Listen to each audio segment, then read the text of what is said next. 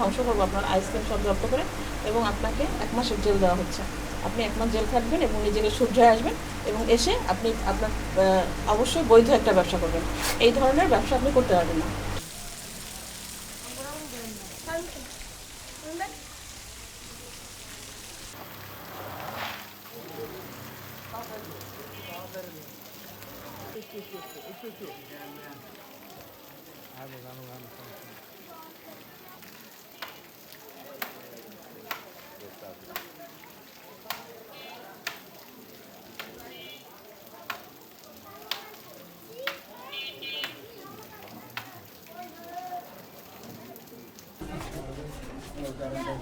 আপনি ফ্রিজগুলো খুলে দেন, মুখগুলো সব। আচ্ছা, ওনাদের এই আইসক্রিম ফ্যাক্টরিটা হচ্ছে ওনারা এখানে 5 বছর ধরে আছে। তো এখানে ওনারা হচ্ছে বিএসটির অনুমোদন ছাড়া আইসক্রিমগুলো তৈরি করছে, এবং একটা লোকাল কোম্পানি থেকে আইসক্রিমের যে লেবেলগুলো আছে, রয়্যাল হেড আইসক্রিম ফ্যাক্টরি বা এরকম বিভিন্ন নামে, মানে লেবেলগুলো এনে ওনারা হচ্ছে নিজের প্রোডাক্টটা ভরতেছে। ওনাদের ট্রেড লাইসেন্সের ঠিকানা নাম ভিন্ন এই হিসেবে, এবং এখানে ওনারা হচ্ছে অবৈধভাবে বিএসটির লোক ব্যবহার করছে। এবং ওনাদের এখানে যে আইসক্রিম বানানোর যে পরিবেশটা সেটা যথাযথ নেই। এখানে হচ্ছে আইসক্রিম বানানোর জন্য যে পানি প্রথমত ফুটানোর ব্যবস্থা থাকতে হবে, পরিশোধিত পানি ব্যবহার করতে হবে, সেটা ওনারা করছে না। ওনারা হচ্ছে একদম এখানে অস্বাস্থ্যকর পরিবেশে ট্যাপের পানি ব্যবহার করতেছে।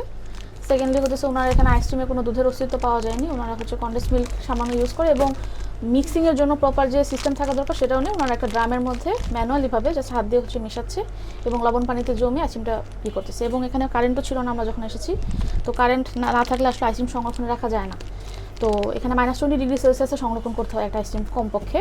তো আইসক্রিমগুলো এভাবে কারেন্ট ছাড়া অবস্থায় এখানে ওরা হচ্ছে ফ্রিজিং করে রাখছে। এটা আমরা পেয়েছি ফাইন্যান্সগুলো।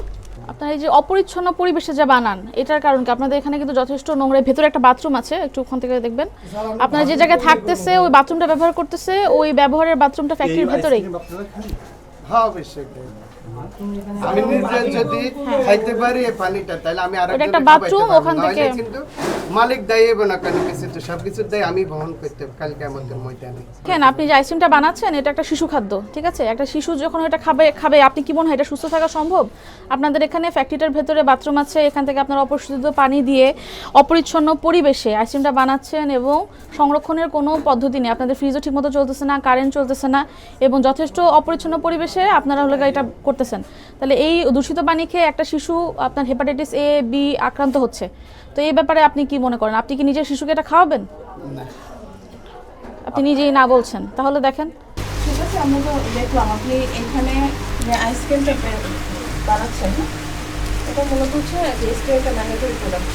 কিন্তু আপনারা কী করছেন, কোনো ধরনের কোনো বিএসটি এর অনুমোদন নেন নাই, সেখানে করছেন আপনি বিএসটি এর লোগো ব্যবহার করছেন। না একটা প্যাকেটে দেখলাম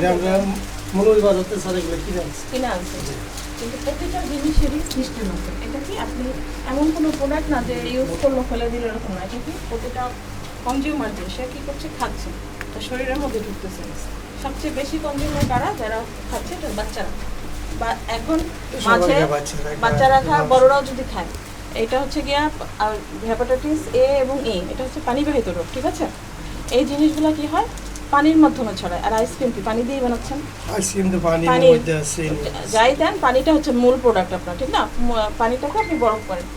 এই জিনিসগুলো যদি আপনি অথেন্টিক ভাবে না তৈরি করেন, একদম সিস্টেম মতো না বানান, তার মানে কি এর মাধ্যমে অনেক রোগ জীবাণু ছড়াচ্ছে, ঠিক আছে? তো আপনি 5 বছর ধরে এখানে বিজনেস করছেন, এরকম পরিবেশে 5টা বছর এইভাবে করা যায়? আপনার কোনো পরিবেশ আছে কোথাও? আমি ব্যবসা করে শান্তি পেয়েছি।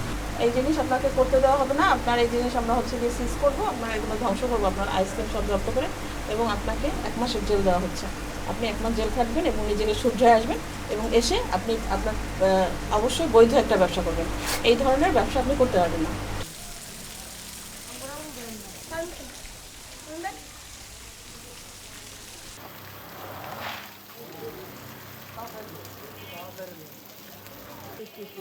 একটু